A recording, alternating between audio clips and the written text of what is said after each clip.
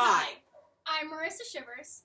I'm Emil Emoge, and today we are super excited to talk about dairy goats.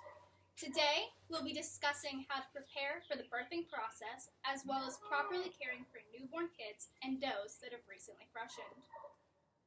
As you may know, according to the American Dairy Goat Association, in order for a dairy doe to qualify for show, she must kid or freshen by the age of 2.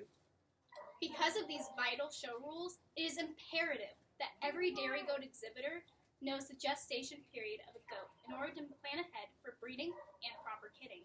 The gestation period of a dairy goat is 5 months or 150 days on average.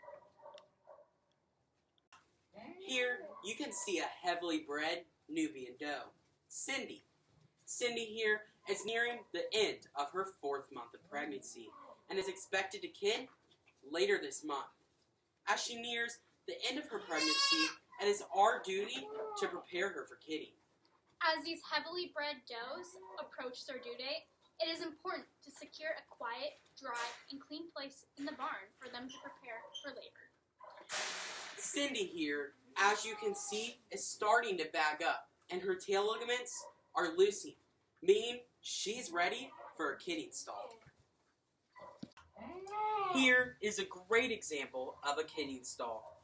The bedding is clean, the walls are secure and closed off, there's available hay and fresh water. The water buckets are also shallow in order to prevent drowning of any newborn kids. Now that we know the gestation period of a goat and how to set up an effective kidding pen, it is time to learn about the proper care of a kid and dam after delivery. When a doe begins labor, her tail ligaments will loosen and her vulva will sink in. As she progresses towards delivery, she will begin the process of pushing. This is an important step during the birthing process, and at this point, the doe should be monitored closely. It is also important to have a kidding kit handy. This kit should include gloves, lubricant, towels, bottles, kid colostrum supplement, a bulk syringe aspirator, and baby wipes. These supplies come in handy during the delivery. Now, let's discuss... No, I think we should end our video there and then go to now. That's good, because we can cut off the end part that we already heard. Now, let's discuss how the kidding process should go. The doe should deliver the kids easily, with a position with their front legs straight and forward, followed by the rest of their body. The doe should deliver kids with the interval between kids being no longer than 30 minutes apart. If the doe is having trouble, you need to be prepared for the potential to intervene. If you are unexperienced with assisting, you should call someone else for help. They should slowly pull the kids into the correct positioning while paying close attention to the contractions to time it correctly. Once the doe has successfully finished delivering her kids, she will pass the placenta. Afterwards, make sure to clean the doe off as much as possible. And make sure to deworm her, as this is a very susceptible time for her to get parasites. Make sure to spray the navel cord with a navel spray or iodine after the doe or yourself have finished feeding the kids, depending on your method of raising. Also, be prepared to administer a nutritional pace to the kids and to the dam. This will help ensure a boost to the immune system and restore necessary nutrients to the dam. Congratulations! If your delivery runs smoothly, you should have between 1 to 5 healthy kids. You now have 2 options. You can choose to bottle feed or dam raise. Now, let's talk about the first 24 hours. If you choose to go with the bottle feeding route, be prepared for a very intensive couple of months, as you'll be continuously feeding, milking, and cleaning after these kids. Despite bottle feeding being such a time-consuming project, it definitely has its perks. These perks include knowing the intake of your kids at all times, and the kids will create a bond with you, making them easier to work with, especially when talking about show stock.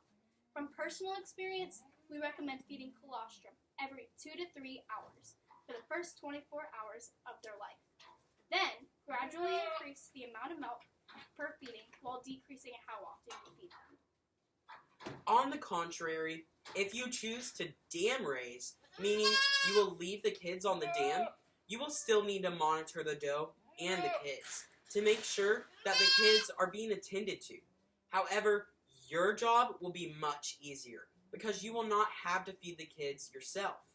Just like there are many benefits to bottle feeding, there are also multiple benefits to dam raising, including the kids are allowed to consume as much milk as desired, and the kids are typically larger due to the constant care from their dam. However, a major issue found as a result of the dam raising process is that kids are harder to work with and are weary of humans, making them harder to train. Unless your kids are naturally old, meaning they were born without horns, you should disbud them with a disbudder within the first week of their life for show purposes. Now, let's discuss the disbudding process in further detail. To start off, you will need clippers to clip the area surrounding their pole. A shot of tetanus antitoxin, which will be administered subcutaneously before the initial disbudding begins. A disbudding box to hold the kid in place. A disbudder. Disbudder? Not disbutter. Disbudder. Ow. And bandage spray to apply to the wound. While the disbudding process may seem like utter chaos, it is actually a quite simple process. With that said, we are now rounding out our educational video. On behalf of Marissa and I would like to thank you for taking the time and effort to learn about proper management practices regarding the kidding process and beyond. Our hopes are that you have learned new and beneficial practices that you can apply to your own herd. Bye. Bye.